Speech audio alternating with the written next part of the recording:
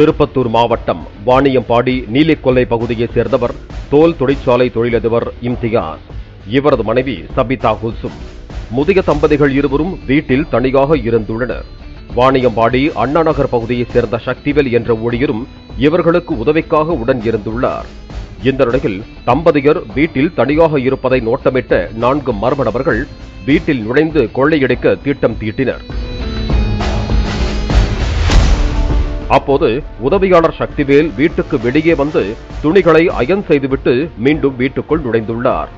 அப்போது வீட்டின் கேட் திறக்கப்பட்டவுடன் சக்திவேல் வீட்டின் உள்ளே நுழைய முயன்ற போது காத்திருந்த 4 கொள்ளையர்களும் சக்திவேலை பிடித்து தள்ளிக்கொண்டு அத்துமீறி உள்ளே நுழைந்திருக்கிறார்கள்.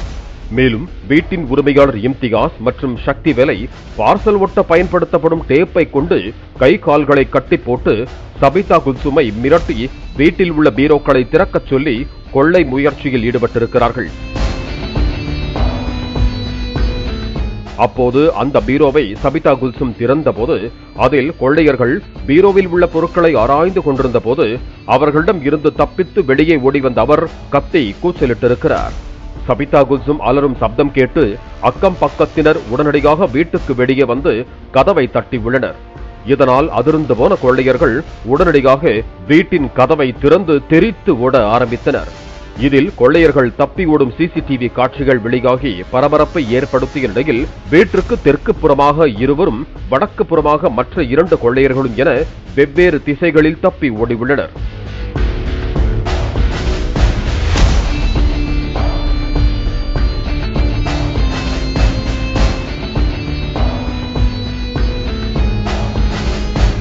இதனைத் தொடர்ந்து கொள்ளை சம்பவம் நடைபெற்ற வீட்டில் காவல்துறை துணை கண்காணிப்பாளர் பாலகிருஷ்ணன், வாணியம்பாடி நகர காவல் ஆய்வாளர் ஆனந்தன் உள்ளிட்ட காவல்துறையினர் குற்றவாளிகளை தேடி வரும் நிலையில் குற்றவாளிகள் கடந்த 10 தினங்களுக்கு முன்பு பிளம்பர் பணி செய்கிறோம் என கூறிக்கொண்டு அதே வீட்டில் நுழைய முயன்றதும் அப்போது வீட்டின் உரிமையாளர்கள் நாங்கள் யாரும் அழைக்கவில்லையே என கூறி திருப்பி அனுப்பி வைத்திருக்கிறார்கள் என்பதும் தெரிய வந்துள்ளது.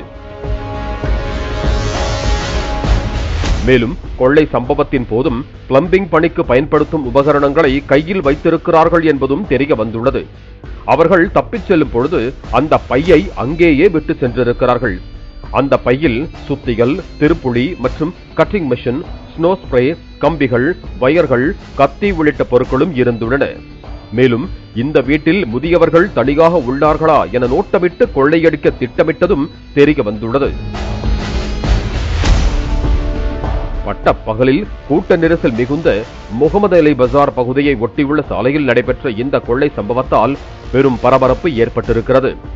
மேலும் வீட்டில் அனைத்து அறைகளிலும் இருந்த பீரோக்கள் மற்றும் லாக்கர்கள் திறக்கப்பட்டிருந்த நிலையில் பணம், நகை எவ்வளவு கொள்ளை போனது என்பது குறித்து இதுவரை எந்த தகவலும் வெளியாகவில்லை என கூறப்படுகிறது.